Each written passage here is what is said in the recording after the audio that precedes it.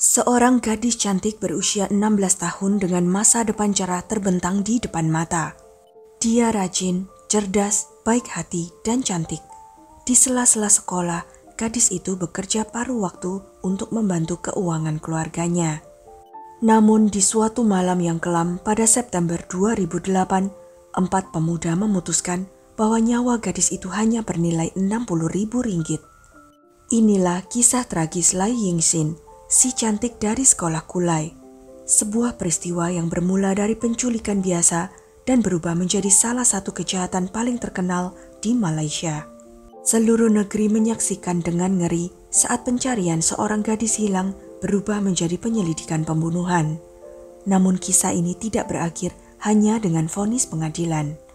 Bertahun-tahun kemudian, sebuah keputusan hukum kembali mengungkit luka lama dan memicu kontroversi baru.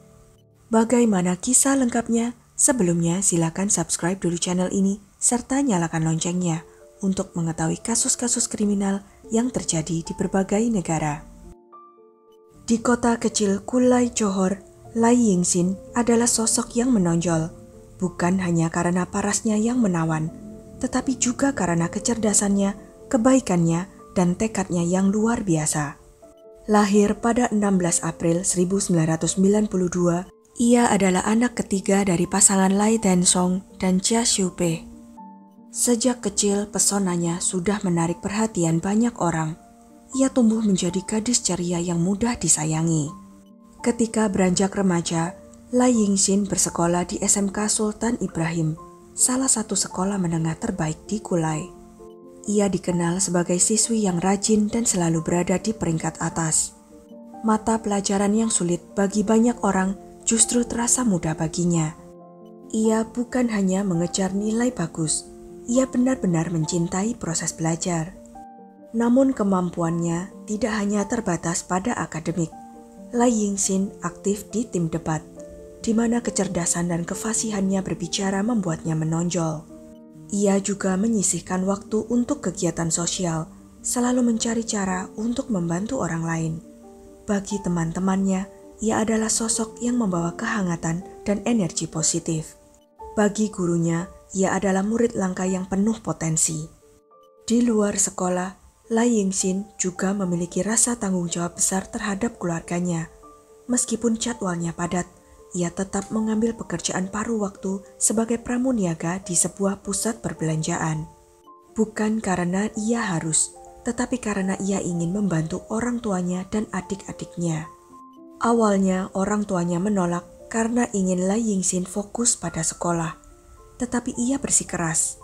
Dia ingin berbagi beban keluarga, dan rasa tanggung jawab itulah yang membawanya ke malam tragis pada tanggal 11 September 2008. Saat bersiap untuk pergi ke pekerjaannya malam itu, tidak ada tanda-tanda bahaya. Jalanan Kulai masih ramai seperti biasa. Tapi malam itu, 16 tahun hidupnya tiba-tiba berhenti. Setelah menyelesaikan shiftnya di pusat perbelanjaan, Lai Yingxin tidak pernah pulang. Orang tuanya mencoba menelepon berkali-kali, tetapi tidak ada jawaban. Pesan yang dikirim tidak pernah terbaca. Jam demi jam berlalu, dan kecemasan berubah menjadi kepanikan. Ini bukan sifatnya. Ia selalu memberitahu kemana ia pergi dan selalu membalas pesan. Tapi malam itu hanya ada keheningan. Keesokan paginya, keluarga Lai Yingxin terbangun dengan harapan menemukan putri mereka selamat. Namun harapan itu hancur saat sebuah telepon tak dikenal masuk. Di ujung telepon, terdengar suara asing yang tanpa basa-basi mengungkapkan kenyataan mengerikan. Lai Yingxin telah diculik. Para penculik menuntut 60.000 ringgit atau sekitar 224 juta rupiah sebagai tebusan untuk mengembalikannya dengan selamat. Bagi orang tuanya, ini adalah mimpi buruk yang menjadi nyata. Putri mereka ada di tangan para penculik. Putus asa, mereka segera menghubungi polisi. Sebuah tim investigasi khusus segera dibentuk untuk menelusuri jejak para pelaku. Sementara itu, keluarga Lai Yingxin berusaha mengumpulkan uang tebusan. Dalam waktu singkat, mereka berhasil mengumpulkan 33.000 ringgit. Pada pukul 3 dini hari tanggal 13 September, mereka menyerahkan uang tersebut kepada para penculik. Saat itu juga, polisi mulai melacak telepon yang digunakan untuk menghubungi keluarga korban. Dengan bantuan perusahaan telekomunikasi, mereka menelusuri lokasi panggilan yang mengarah ke distrik Kulai Jaya, Johor.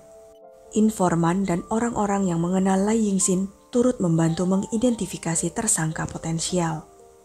Ketika uang tebusan diberikan, polisi diam-diam mengawasi lokasi serah terima. Para penculik sempat melarikan diri setelah menerima uang tersebut, tetapi penyelidikan terus berlanjut. Dalam operasi yang direncanakan dengan matang pada dini hari tanggal 15 September, polisi akhirnya menangkap 7 pemuda di sekitar Kulai Jaya pada jam 7 pagi. Tak hanya para tersangka yang ditangkap, tetapi uang tebusan juga berhasil ditemukan. Setelah diinterogasi, 3 dari mereka dinyatakan tidak terlibat dan dibebaskan. Namun 4 orang lainnya resmi ditahan dan dijerat dengan tuntutan pidana berat. Kasus ini menjadi semakin mengerikan ketika polisi mengungkap fakta mengejutkan. Keempat penculik bukanlah orang asing bagi Lai Yingxin. Mereka adalah teman sekolahnya sendiri. Orang-orang itu kini menjadi orang-orang yang bertanggung jawab atas tragedi tersebut. Keempat tersangka, Wong Sun Hang 16 tahun, Teh Kim Hong 22 tahun, Leong Son Long 17 tahun, dan Wong Kah Wai 16 tahun mengakui kesalahan mereka tanpa ragu. Mereka ditangkap, tetapi dalam pengakuan yang menyayat hati, mereka memberitahu polisi bahwa Lai Yingxin sudah tidak bernyawa. Harapan terakhir yang dipegang erat oleh orang tuanya pun hancur berkeping-keping. Pada 17 September, mereka membawa polisi ke sebuah area hutan di dekat Taman Putri Kulai, tempat mereka meninggalkan tubuh Lai Yingxin. Pemandangan di sana begitu tragis. Jenazahnya ditemukan dalam kondisi setengah membusuk dan mengalami luka bakar parah. Momen itu menjadi pukulan berat bagi keluarga Lai Yingxin saat mereka harus menerima kenyataan pahit bahwa putri tercinta mereka telah tiada selamanya. Hasil otopsi mengungkapkan bahwa Lai Yingxin telah dicekik hingga tewas sebelum tubuhnya dibakar, kemungkinan besar untuk menghilangkan bukti. Menurut ibunya, Lai Yingxin pernah menolak pernyataan cinta salah satu tersangka. Diduga penculikan ini dipicu oleh campuran beracun antara rasa sakit hati dan dendam. Pada 25 September 2008, hanya 2 minggu setelah Lai Yingxin menghilang, keempat tersangka secara resmi didakwa dengan tuduhan penculikan dan pembunuhan. Proses hukum yang menyusul sangat kompleks, terutama karena usia beberapa tersangka masih di bawah umur. Hukum Malaysia saat itu melarang hukuman mati bagi anak di bawah 18 tahun. Tetapi mereka dapat dipenjara tanpa batas waktu, yang nantinya akan berperan besar dalam vonis akhir mereka. Keempat terdakwa diadili di Pengadilan Tinggi Johor pada tahun 2010. Berdasarkan dakwaan, mereka menculik Lai Yingxin sekitar pukul 10 malam pada 11 September 2008, setelah dia pulang dari tempat kerjanya. Mereka kemudian mencekiknya hingga tewas dan membakar tubuhnya dalam upaya keji untuk menghilangkan jejak. Fakta lain yang terungkap di persidangan semakin memilukan. Salah satu tersangka ternyata mengenal baik keluarga Lai Yingxin. Ia bahkan berpura-pura terkejut dan bersedih atas kepergiannya. Dengan wajah penuh kepalsuan, ia mengunjungi keluarga yang sedang berduka, berpura-pura peduli, dan meyakinkan mereka bahwa Lai Yingxin akan dikembalikan dengan selamat hanya untuk memanipulasi mereka agar membayar uang tebusan. Selama persidangan, Hakim Muhammad Sawawi meninjau bukti-bukti yang ada dan memutuskan bahwa tidak cukup bukti untuk menghukum Wong Kah Wai atas tuduhan pembunuhan dan penculikan. Akibatnya pada 25 November 2010, ia dibebaskan tanpa perlu mengajukan pembelaan. Namun terhadap 3 tersangka lainnya, Hakim menemukan cukup bukti untuk melanjutkan persidangan. Pada 21 Februari 2011, Hakim Muhammad Sawawi menyatakan 3 terdakwa bersalah atas kedua dakwaan tersebut.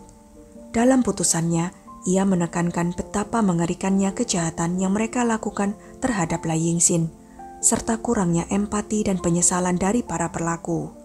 Hakim menjatuhkan hukuman maksimal yang diizinkan oleh hukum. Vonis dijatuhkan pada 31 Maret 2011. Karena masih di bawah umur saat melakukan kejahatan, Leong Son Long dan Wong Son Hang terhindar dari hukuman mati. Sebagai gantinya, mereka dijatuhi hukuman penjara seumur hidup di bawah kewenangan Sultan Johor. Namun, Taek Kim Hong yang sudah berusia 22 tahun saat kejadian dijatuhi hukuman mati dengan cara digantung. Setelah divonis hukuman gantung, Taek Kim Hong mengajukan banding ke pengadilan yang lebih tinggi untuk membatalkan hukuman dan vonisnya. Namun pada 8 Mei 2013 dan 19 Oktober 2015, baik pengadilan banding maupun Mahkamah Federal Malaysia menolak bandingnya dan menguatkan keputusan awal. Nasibnya telah ditentukan, ia akan menghadapi eksekusi. Keputusan pengadilan pada tahun 2011 tampaknya memberikan sedikit ketenangan dalam kasus tragis ini. Namun ketenangan itu tidak berlangsung lama. Malaysia kemudian menghapus hukuman mati dan menggantikannya dengan berbagai alternatif hukuman bagi kasus pembunuhan, termasuk hukuman penjara antara 30 hingga 40 tahun. Perubahan ini memberikan kesempatan bagi semua tahanan hukuman mati untuk mengajukan pengurangan hukuman.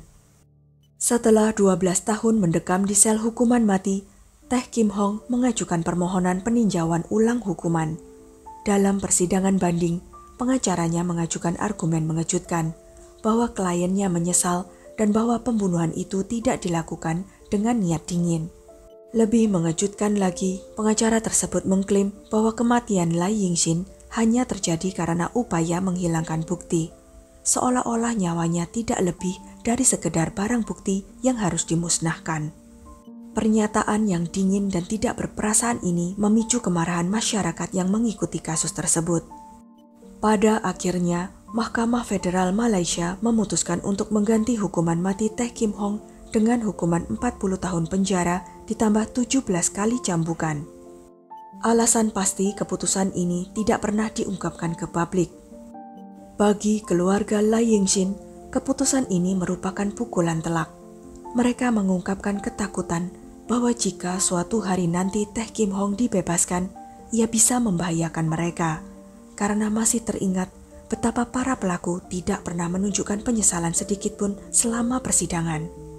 Dilaporkan bahwa keluarga Lai Yingxin berupaya mencari jalur hukum untuk mengajukan banding atas keputusan baru tersebut dan berusaha mengembalikan hukuman mati bagi Taek Kim Hong.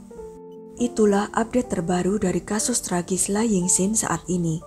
Keluarganya masih terus meratapi kehilangan anak tercinta mereka yang direnggut dengan cara yang begitu kejam dan tidak masuk akal. Keluarga Lai Yingxin bersama berbagai organisasi kini aktif menyuarakan perlunya hukum dengan lebih tegas serta dukungan lebih besar bagi korban kejahatan.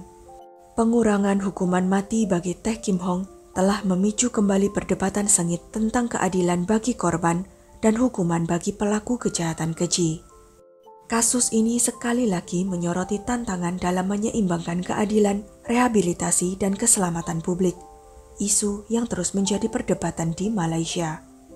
Lai Yingxin yang mempunyai masa depan cerah telah direnggut untuk alasan yang tidak masuk akal. Namun kisahnya akan selalu meninggalkan jejak yang mendalam di hati banyak orang. Sekian kisah kali ini. Jangan lupa untuk klik like, share, subscribe, dan komen ya pendapat kalian. Sampai jumpa lagi di video-video selanjutnya.